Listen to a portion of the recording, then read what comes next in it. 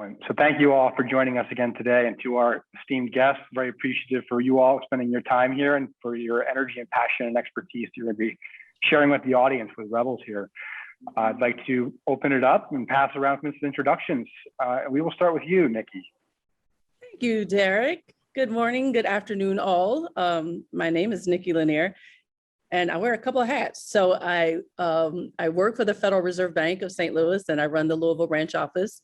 But for purposes of this discussion today, I'm bringing in my understanding of kind of macroeconomic theory and the role that that plays in helping to think about labor economics and wage pressures and all the wonderful things that we are all discussing in the context of HR these days.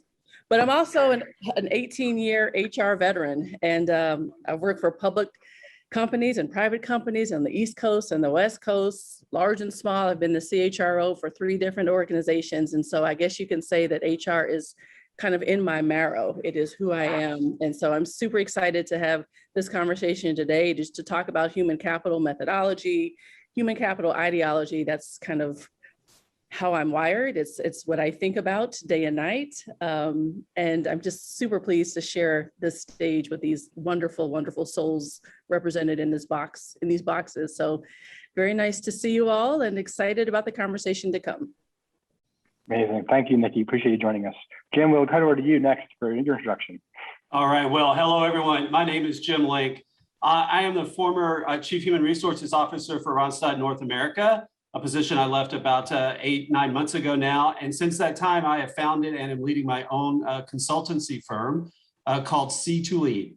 And our focus really at C2 Lead is to think about the future. I like to think of myself as a futurist. And you know, the good thing about futurists is if you're right, everyone will remember you. And if you're wrong, no one will remember you.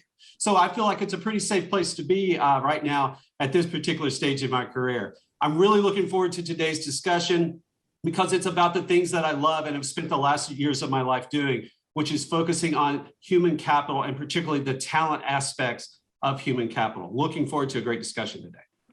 Amazing. Thanks, Jim. And John, heading over to you to wrap up the introduction of our panelists. Thank you, Derek, and good morning, afternoon, everyone. My name is John Staines.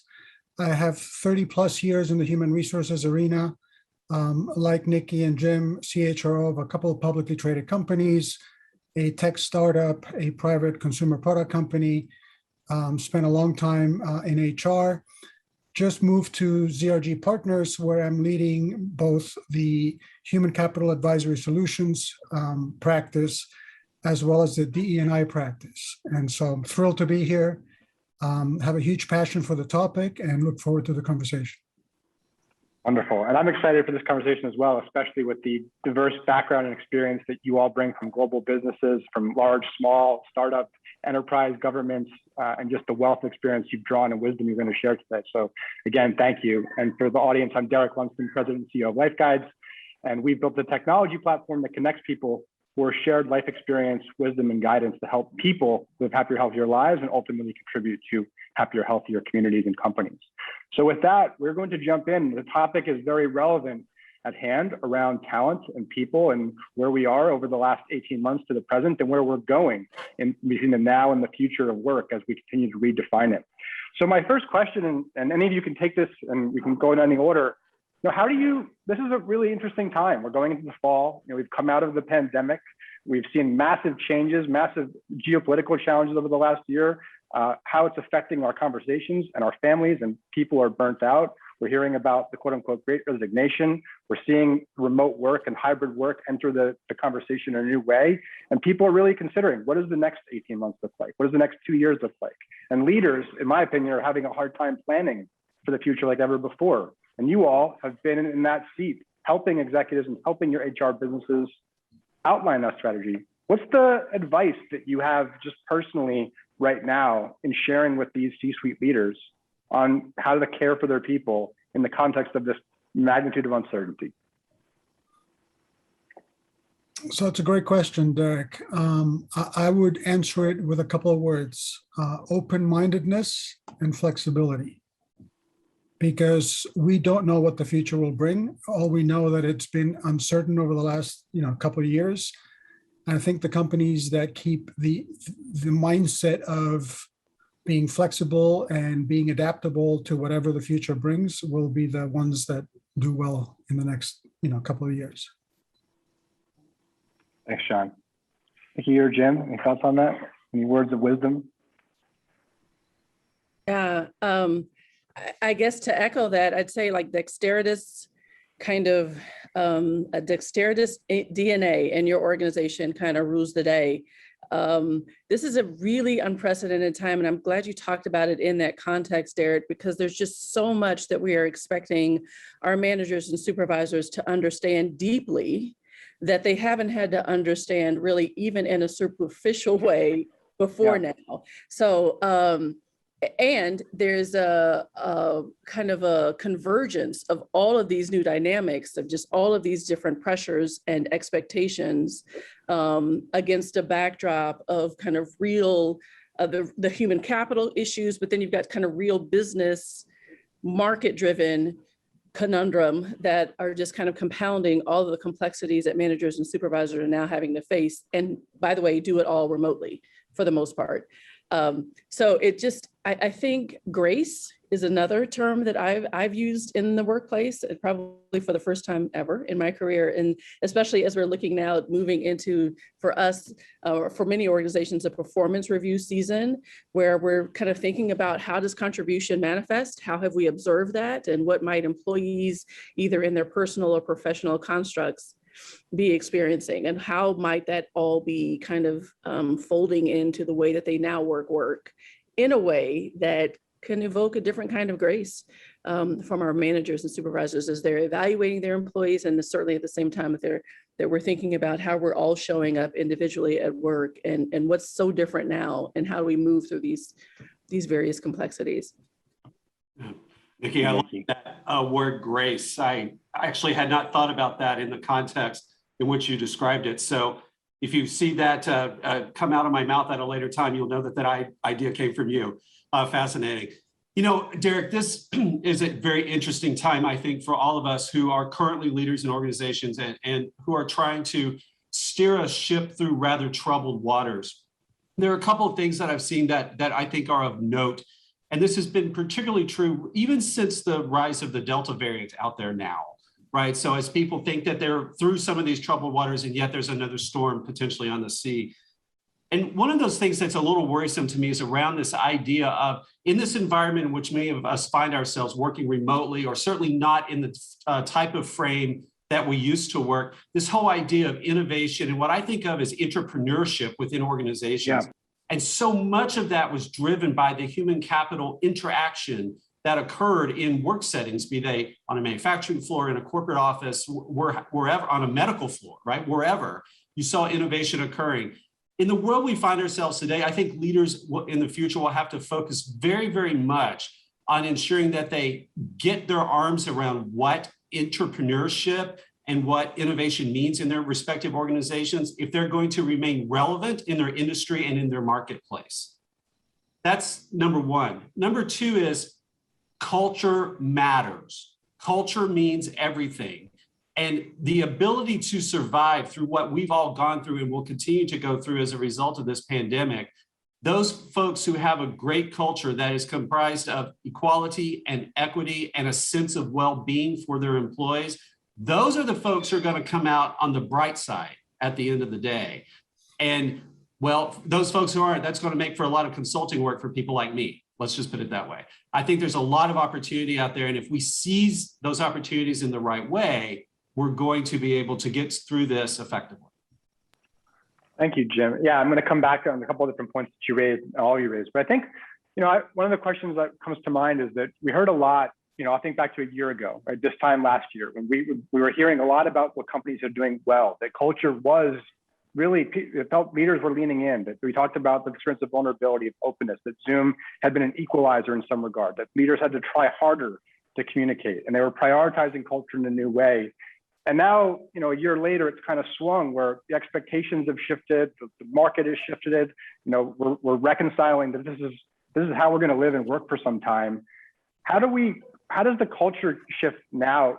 What's it going to be going forward? Right? Because I think that we look at burnout, right? People are quote unquote burnt out. I think that's a driver of resignation, right? Because ultimately, I think companies in many regards, did the best that they could. Some struggled, some obviously had room for improvement, but we hear about the K recovery, right? That some industries are soaring and they're at all-time productivity and their culture is great. And other industries are struggling. They're struggling to maintain employees, or they're struggling to staff them. Businesses are still on the brink.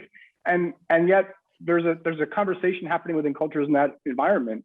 And I think that, the entire kind of zeitgeist of the time around what is culture, what is the employer's responsibility, what is the employee or the consumer's responsibility? How is that changing how that defines forward, right? There's a wholly different, the rules of entrepreneurship, the rules of entrepreneurship, the rules of how we collaborate, in my opinion, are changing. And so it requires another level of leadership, frankly, of openness to change, because there's a desire to kind of go back, and we can't go back because the market is now dictating we have to go forward, and it has to be different. So how do we reconcile that? I mean, I think you're right. It's a really challenging time, and we're being confronted 360 with all different topics and concerns and individual needs. And this is a really it's a really crucible moment, I believe, for the business environment, right? Yeah. So, Derek, can I take a first stab at that one? Please. What we all know as leaders is that ourselves and even other leaders prefer to operate in a state which they think of as equilibrium. And that equilibrium is what they envisioned prior to the pandemic. Well, that's gone. It's blown up out of here, right? It will never be like that again. And now helping leaders identify, particularly through the way that they look at talent, the way they review talent, the opportunities that they identify in the whole talent space, is to me the first step in getting that recognition that we have to move to a different way of thinking, working, and being in our cultures for corporate America in the future. Let's just take the whole idea of talent, just on its very basic level right now. That whole model is completely flipped upside down. Remember in the old days, whenever you called people for them to come and be interviewed by you to come to work in your organization? That's not the case anymore. Talent, because of the position in which we find ourselves today, are actually interviewing you. And the really talented and capable ones are going to be interviewing lots of yous before they decide what it is that they really, really want to do next. But they're looking for agility. They're looking for human capability. They're looking for flexibility. The whole employee contract, as we used to think of it, between any workplace and any employee, in my view, is under attack. And what will come out of that after all of the dust settles will be a new employment contract between the way people work and the way that employers respond to those employees in their workplace, if they're even in a workplace. But what will drive that and maintain that is the culture that's set by those leaders. And moving to a culture where that you focus on innovation, entrepreneurship, equality, and equity, just to begin the discussion, to me, is where we need to be guiding ourselves and guiding those people we work with every day toward what will be in the future. I can see it every day out there. I completely agree with that. Thank you. And I'm going to come back to that, some of those points you raised. Nikki or John, any thoughts you have you'd like to chime in on? Yeah. So, gosh, I mean, this is so provocative and so emblematic of, I think, the transformation that our entire country is going through, arguably the entire world. And I would use that nomenclature, Derek. I think that the change methodology has sunsetted and maybe even needs to be jettisoned, and that we really need to be thinking about transformation, which in my mind is bringing into existence tomorrow that which just does not exist today. So we are out of the business of tweaking and modifying, and very much in the business of going back to the basics, going back to square one, and re-examining our, what I call the cadence of the Credo. So what is it that we stand for? Because here's the deal. In my mind, this is all about your belief system.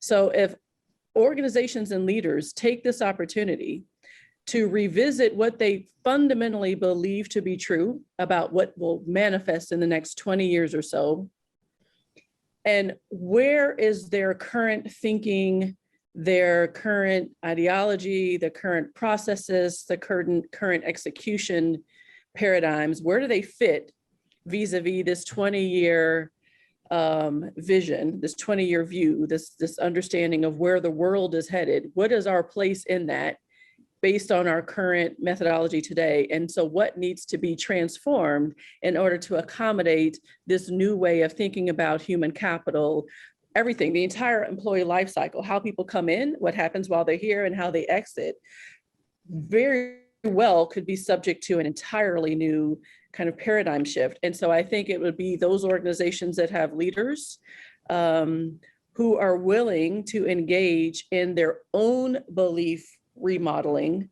and then make choices around their own thinking, reset and reevaluation to help support this new belief system that then supports that thinking, that then of course results in the way that we do work, the way that we execute how work works is very different because our belief system has now been challenged and changed and recast in concert with what we believe this new vision should be for what the world will look like and what the world might need of our services and our products in the next 20 years.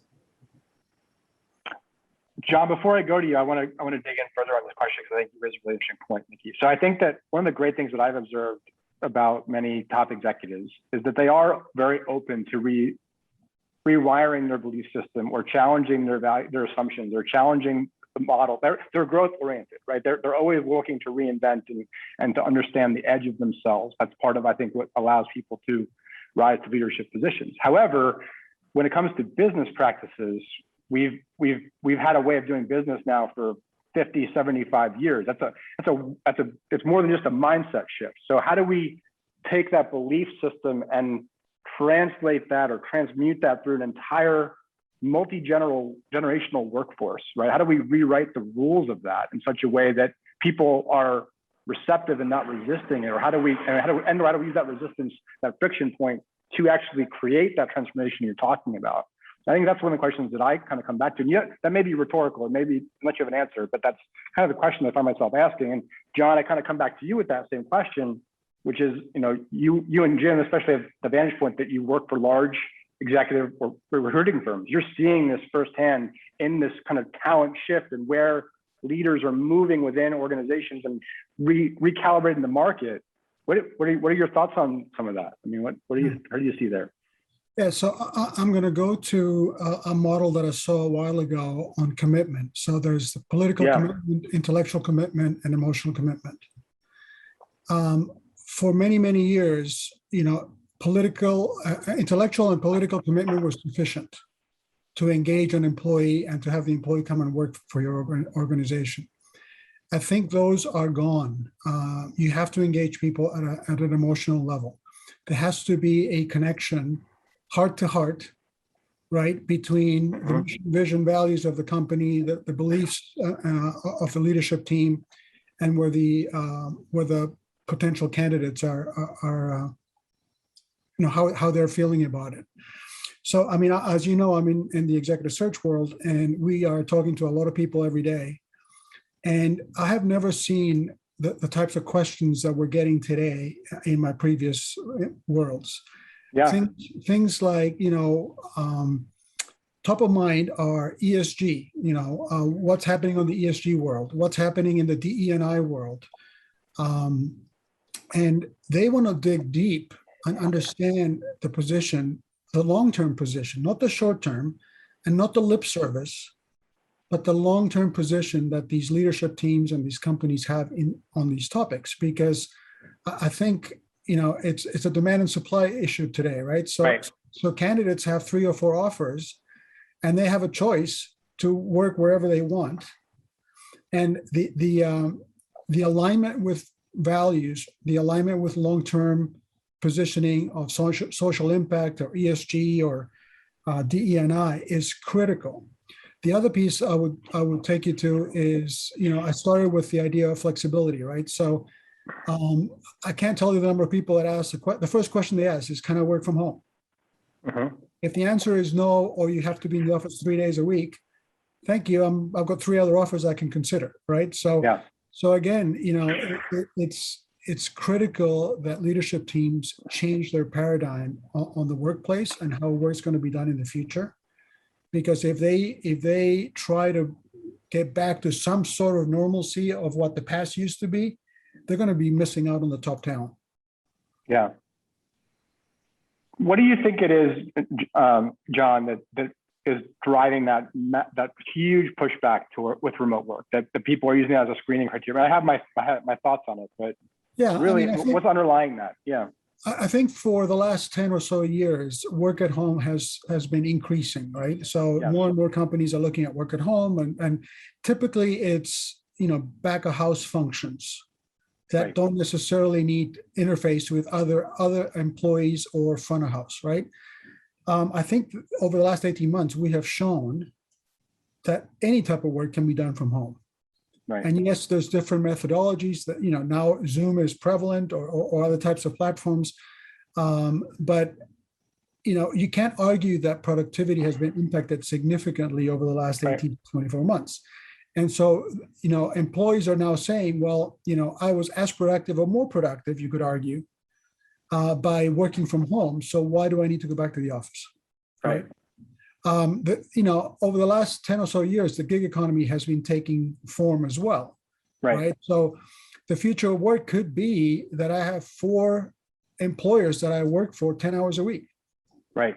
The employment model is going to change significantly. Right. And so, again, if we get fixed on, we have to have a certain way of doing things, certain number of employees, full-time, that may limit your innovation, may limit your growth, may limit your ability to be successful. So let's talk about this for a second. I'm going to kind of put a provocative question out there. I mean, this raises the question around equity, right? So obviously, if you have access to technology, you have access to resources, you have access to ways to multiply your time, that gives certain people advantages over others, right? So how do we factor that in and create a model where people have the opportunity to develop the access and resources and access, that they need to be able to play in this remote distributed model, right? Because arguably that potentially could increase, right? So, because to your point, what we find is that knowledge workers here and companies have the ability to work remotely unencumbered, and they love the freedom, they love the autonomy, they love the feeling that they have more control of their time.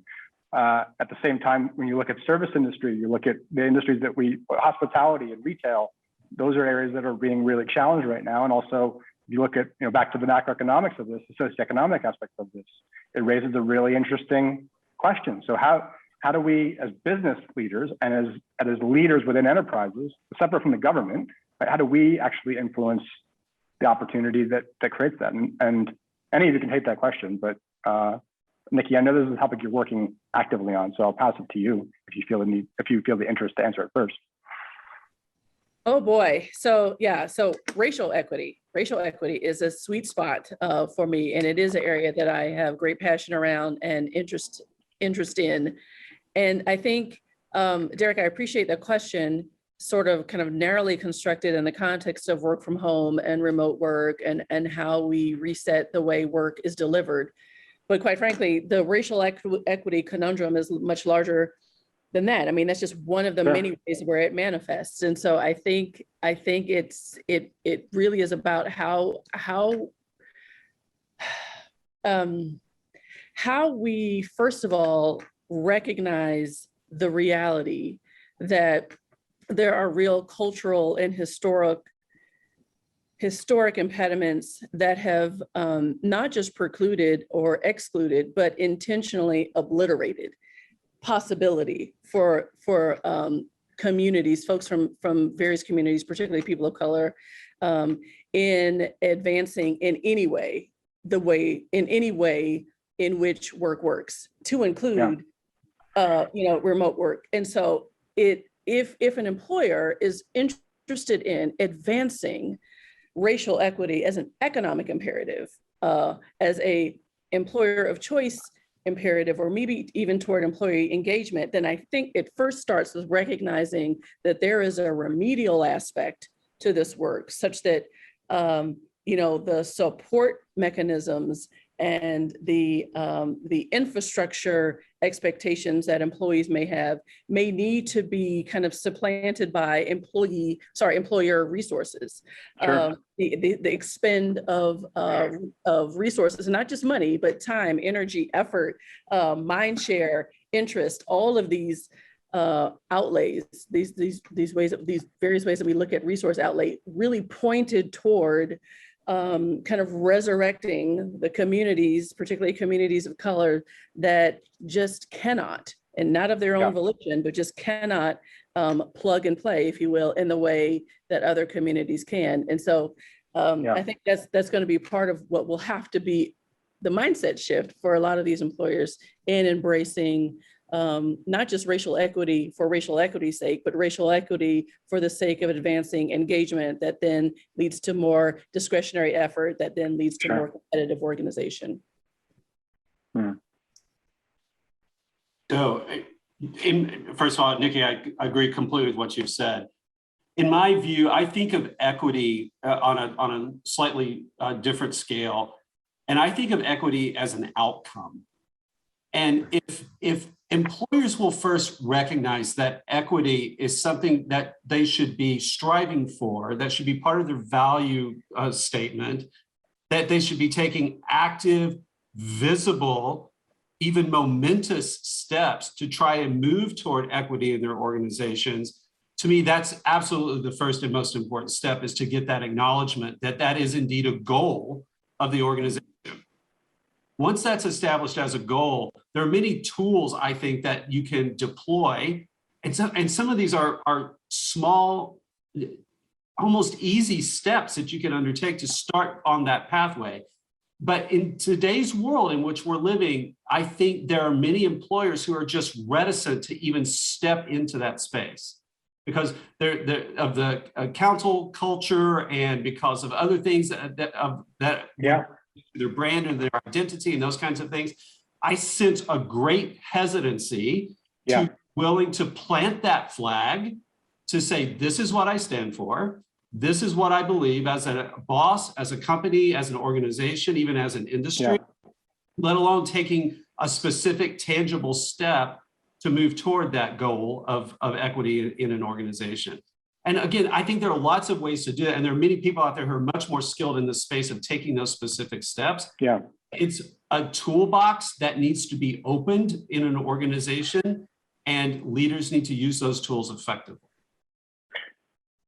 John, I know this is something you're working on specifically. I'm gonna open it up to you in a second, but I agree.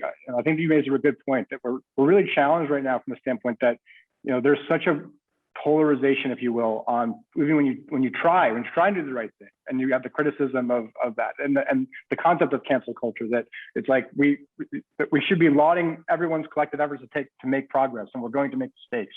And I think that's an interesting point that we're working with right now is how do we invite more people into the solution and work together to overcome that? Because I think it could be argued to be it's a generational challenge. It could be it's a technological issue. I mean, Nikki, if you have thoughts on it, we welcome your thoughts on it by all means. But I think that's an area as well. It's like what is driving that? And John, you're nodding too, so either one of you can chime in on it. Well, I was just going to say, to Jim's point, some companies are having trouble engaging from a social responsibility perspective. What I don't understand is leaders that don't connect access and diversity in general to the business case, right? So there is a strong business case to doing the right thing, even if you don't think it's the social thing to do. There's a business reason to do it. I mean, if you put together a diverse group of individuals, the innovation will be different. The go-to-market strategy will be different. The products and services your company develops will be different. The understanding of how your consumers or customers or patients use your products and services will be different, right? And so there is a very, very strong business case to doing the right thing, to doing and yes, you got to start with building blocks, and I agree with both Nikki and Jim on their previous comments. But if you understand as a CEO, as a C-suite, that if you do the right thing, it opens business opportunity. To me, it's a no-brainer. but yet we still have that difficulty. We still are struggling with convincing leadership teams to do the right thing. Nikki, I don't know if you have solutions for that, but I welcome any ideas in the space.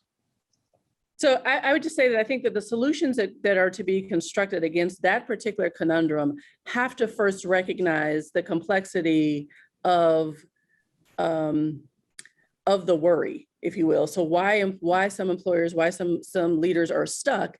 And I think, especially as it relates to equity, I think recognizing how incredibly disruptive it ought be if done effectively. And again, I'm thinking about equity in my head is it has to first recognize inequity as kind of the default inertia. And that's a hard pill for a lot of folks to swallow. So I think being in that space, John, to your point about, so how do we remedy that? I think you got to acknowledge and affirm that that is a very understandable place for people to be, because our entire life structure is rooted in the current state, and current state is by default inequitable. And so that's true of every construct in which we exist. That's true when we go to the grocery store, it's true in our churches, it's true in our neighborhoods, it's true in our schools, and it's certainly true at work. So just thinking about that, acknowledging that, and giving people space and grace to unpack what it means to disrupt even that presumption, that how and when I've been living, how and where I've been living, and my own contributions have very well laid the foundation for kind of an inequitable ecosystem, even unbeknownst to me. And that's not specific to just white people or Black people, but that's just all of us. We're all kind of complicit in this thing to varying degrees. And so just having space for that conversation, and then repacking kind of a new suitcase that sets itself, anchors itself in this new ideal of what it means to be remedial in the way that we think about our entire employee life cycle and the employee experience, and how we pace and segment, in my view, D, E, and I work by groups, and really thinking about the pacing of that and the sequencing of that in a way that has, the best impact for the 20-year goal, right? For the 30-year goal, 30-year vision, we may very well need to think about a very different approach to how we typically think about this work. Derek, I think what Nikki's saying is particularly true as it relates to talent, and particularly new talent that is coming into the workplace today. You heard John mention, the questions that he's getting about ESGs and those types of things. And to me, that's just the tip of the iceberg. When we look at the much more aware young people who are coming into the workplace today, Generation Z, millennials, but particularly Generation Z, the world in which they envision working in, creating, and leaving for their children and their children's children is not the world that we're living in today. Right. It's not. And we need to be encouraging them to walk that pathway toward things like equity, toward inclusion, toward all of those other things that are going to be important and are leading to these problems, which Nikki has identified that have existed in our society forever. That's the goal. And those young people in particular, they're going to be interviewing us, looking for those answers. What do you stand for? What are you known for? What do you believe? And how can I, as talent coming into your organization, contribute to that? That's what we need to be thinking about, because that's what they're going to be asking us, and are already, as John. I completely agree, and I want to transition that into a talent question and kind of back to resource question. So I think, it's my impression, at least talking to younger people entering the workforce, that they have that sense of desire to work together and to cross the lines and to create that sense of community and diversity and equity that we're talking about. I believe that they really do. They really do see that. And what I do see on the other side is, from an employer standpoint, from an economic standpoint, is that many of these young people are coming out of school in significant student debt, right? They're coming out and they're worried about how they're going to pay their bills, and they shift from that. We had this conversation last time. This idealistic wanting to make a better world into the reality of, hey, I need to pay my bills and I'm independent now, and they have to deal with this. So the question I have, this is a really challenging point, which is how do we then, as employers, take an active role to provide people, to maintain that idealism, to maintain that optimism, to put that action, to put that vision to action when we're kind of working up the pattern, right? And obviously, there's been educational debt for a long time. There's obligations for generations here, but there's no doubt that when you look at just the pure facts of the numbers from an inflationary standpoint, the debt's higher, housing is more expensive, cost of things is more expensive, and that's a burden, quote unquote, that young people need to think about in the context of trying to put their dreams into action. And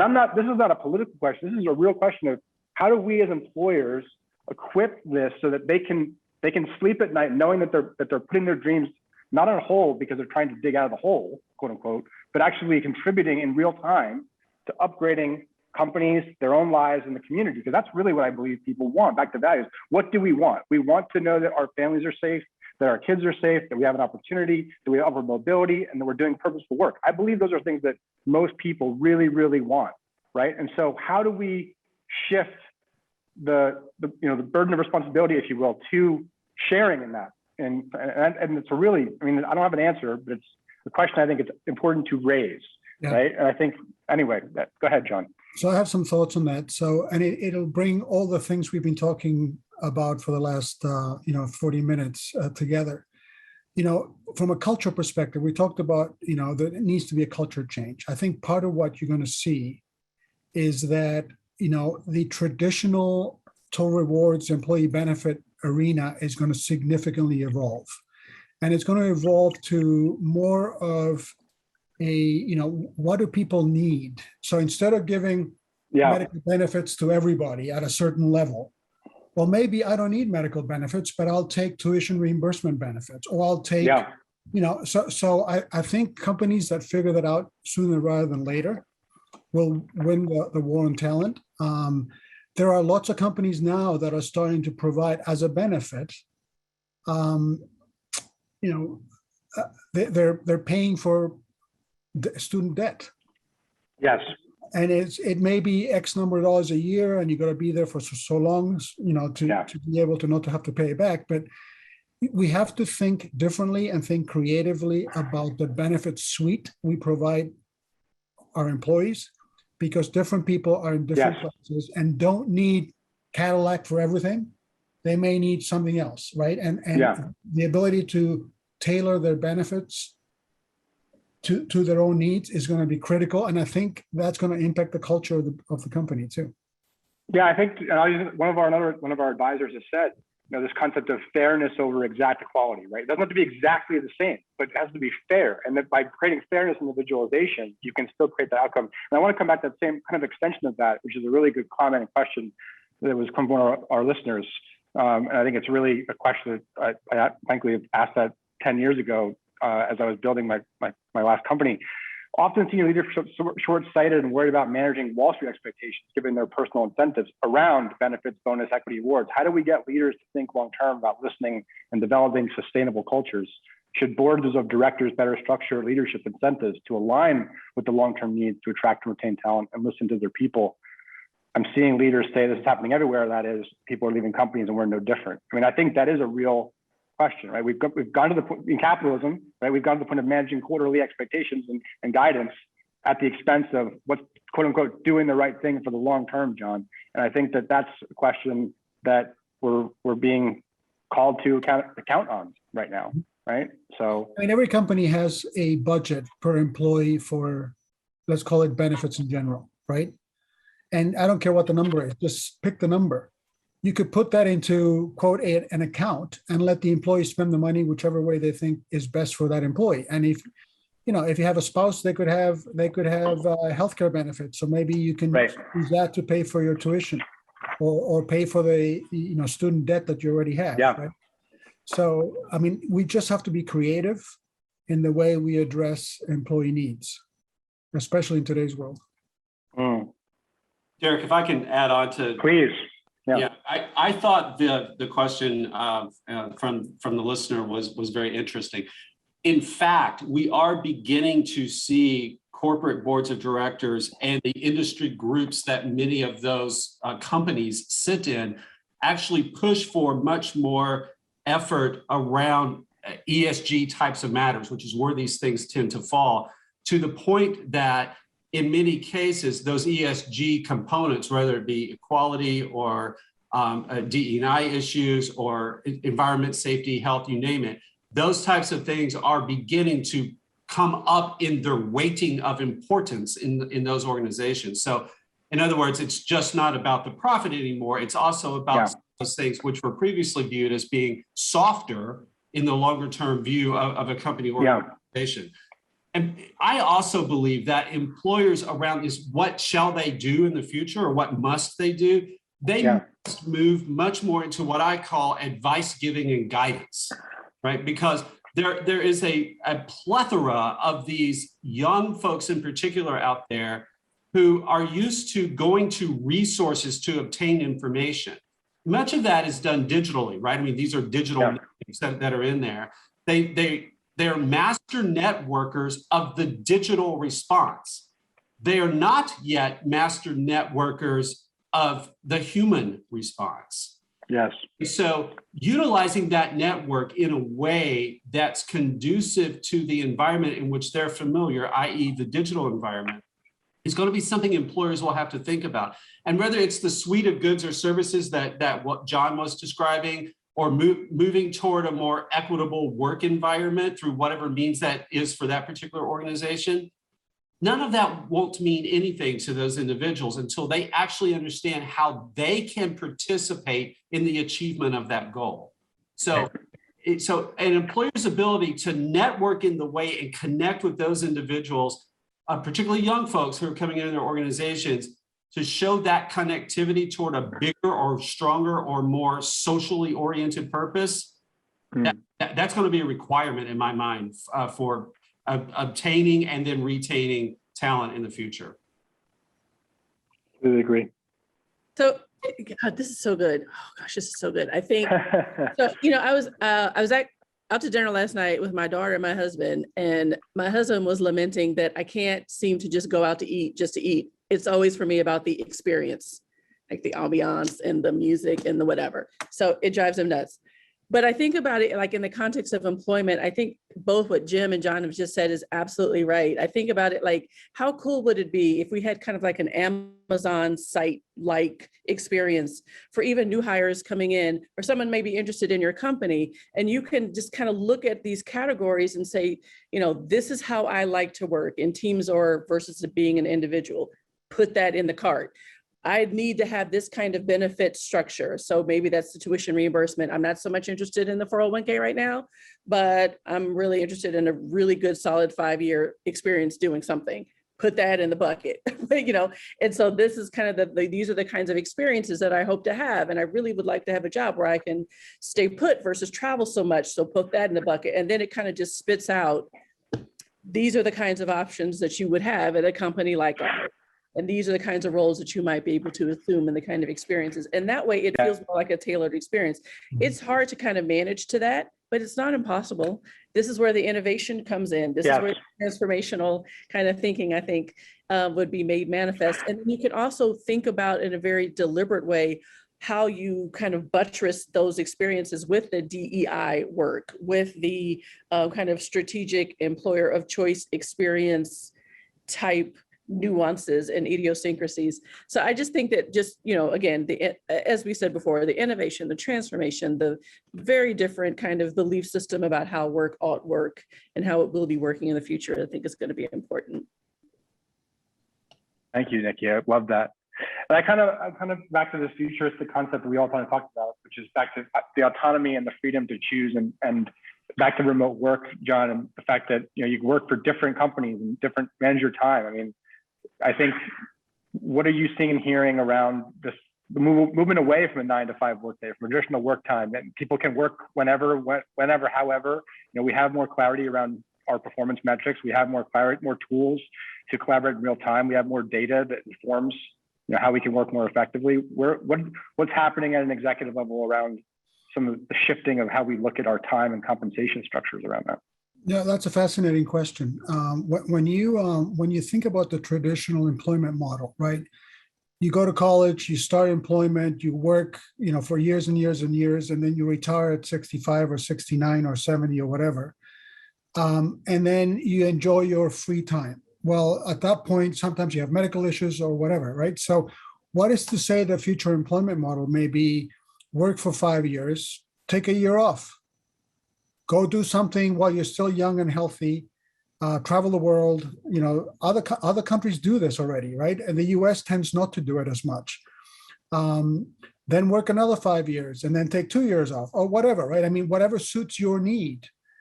So we as employers need to think about how do we provide a structure that allows that flexibility, right? It doesn't mean you have to resign for a year, right? Maybe you take a sabbatical.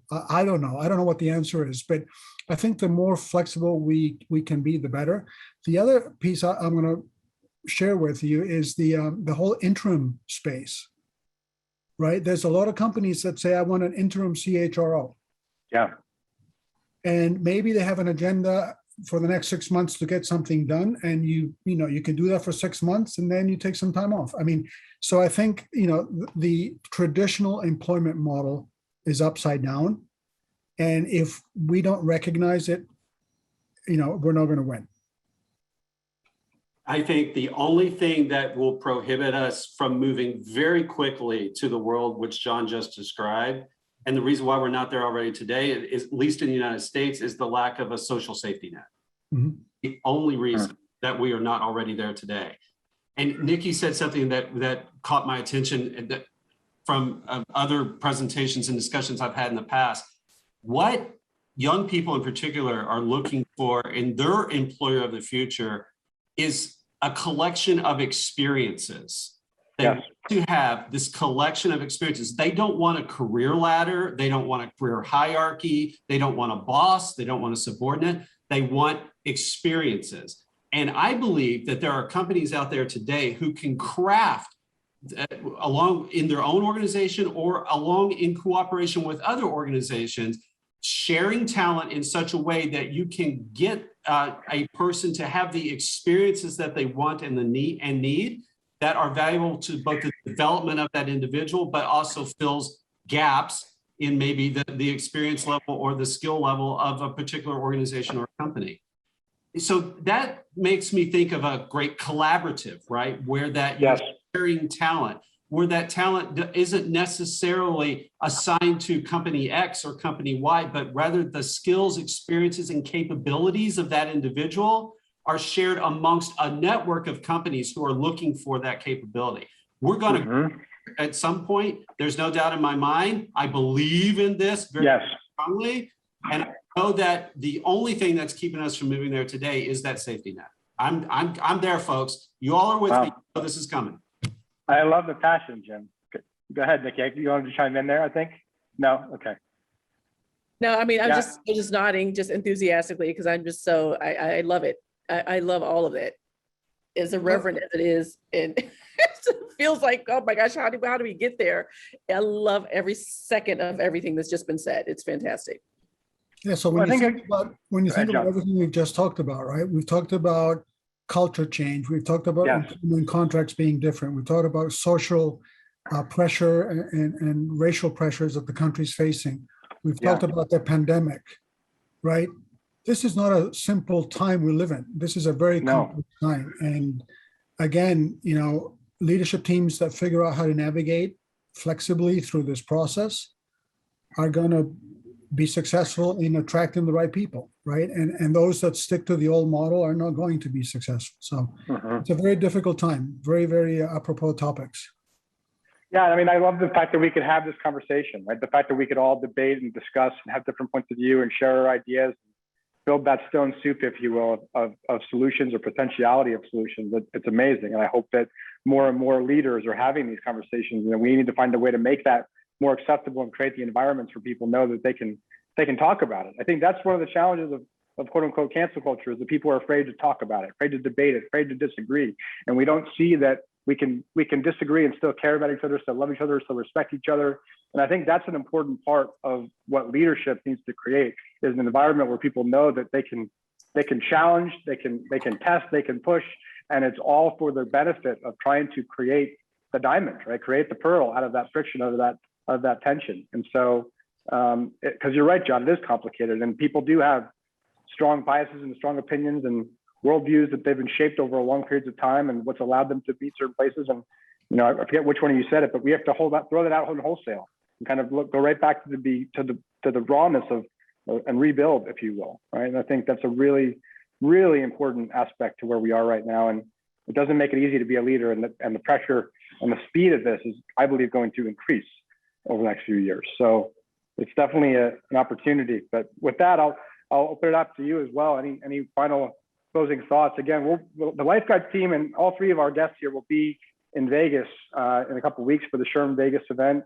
For those of you who will be attending, please come join us for dinner. Reach out to LifeGuides.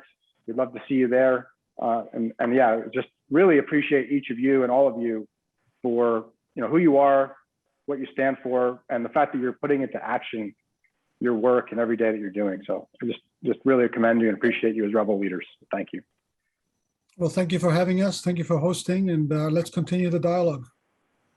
Amazing.